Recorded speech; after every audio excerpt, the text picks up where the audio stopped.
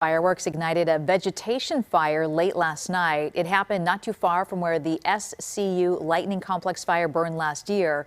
In addition to fireworks, there was also an illegal sideshow. KTVU's Asna Smith joins us now live after speaking with some frustrated homeowners. Asna.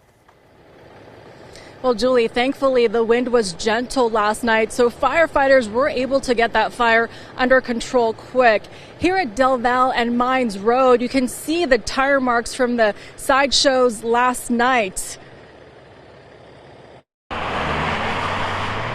Outside Livermore, Del Val Road is a popular scenic drive to Lake Del Val. At night, at the end of Mendenhall Road, it's notorious for sideshows. Homeowners say Saturday night was the worst. There was an organized car sideshow of more than 100 cars. They were spinning donuts in the road, they were drinking, they were lighting off fireworks. Next to skid mark Sunday, leftover fireworks. At about 10:30, we were all shocked out of our skin by a huge explosion that went off up the hill from us. Probably a M80 or M100 or something. It shook my house. It surprised me. One of the fireworks actually set off a small wildfire. Fire crews doused the flames. Winds were light, so luckily it was contained to 1/4 of an acre. The burned hillside evident Sunday. The fire is truly the scary part for us. That's because this area was devastated by the SCU Lightning Complex Fire last year. Some of their neighbors' homes burned.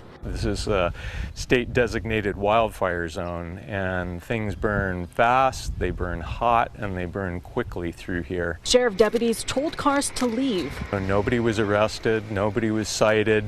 Nobody searched for fireworks in the cars, even though fireworks were going off. The sheriff's office says 4 deputies cover 300 square miles. It could take an hour to respond to a call. Once they get there, it's hard to catch perpetrators in the act. We need more police resources to regularly patrol this area. With budget constraints, homeowners know that's unlikely. Part of the problem, Del Val is a public road.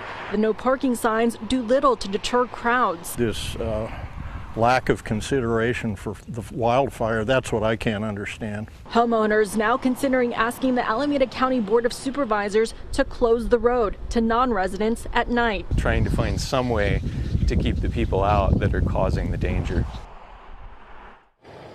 And homeowners say there were 3 firework-related fires in the 2 weeks leading up to the 4th of July last year.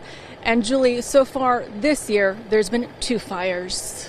Yeah, it is scary. Things are so dry out there and things happen so quickly. Asna, thank you.